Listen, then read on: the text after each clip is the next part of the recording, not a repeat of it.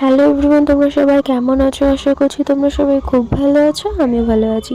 আজ ছিল 17ই ফেব্রুয়ারি আর আজ আমাদের কলেজে অ্যাডমিট কার্ড দেওয়ার ডেট ছিল। এই সকালবেলা ঘুম থেকে উঠে একদম ফ্রেশ হয়ে রেডি হয়ে গেছিলাম। তো আমি আর নবনীতা আজকে যাওয়ার কথা ছিল কলেজেও। আমি মাঝখানে ভুলে গেছিলাম একটু লিপস্টিক দিতে, যার জন্য একটু লিপস্টিকও দিয়ে নিলাম।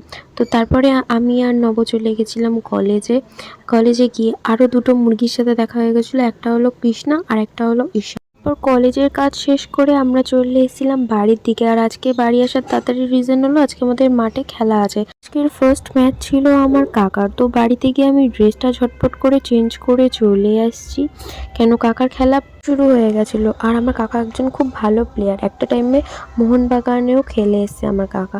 তো যাই হোক, আমরা ফার্স্ট ম্যাচটা দুঃখের বিষয়ে হেরে গেছিলাম। সেকেন্ড ম্যাচ হতে হতে আমার সাথে একটা অ্যাক্সিডেন্ট ঘটে গেছিলো।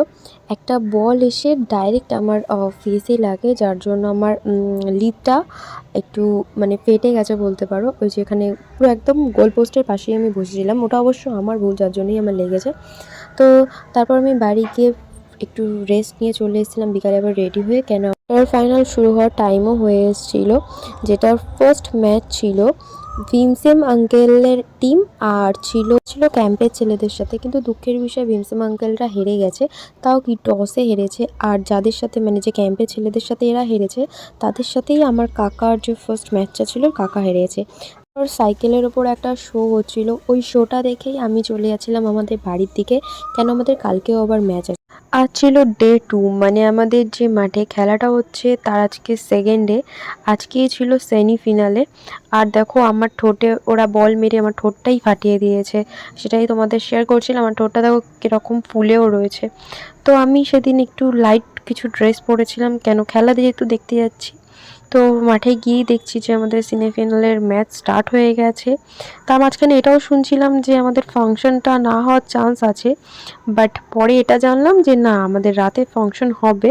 বাট ফাংশনটা শুরু হতে হতে নাকি 11:30, 11:30 না করে ফাংশন শুরু হতে হতে 12:30 বেজে গেছিলো। সিঙ্গারগুলো অসাধারণ গান গেয়েছে, তোমরা একটু শোনো।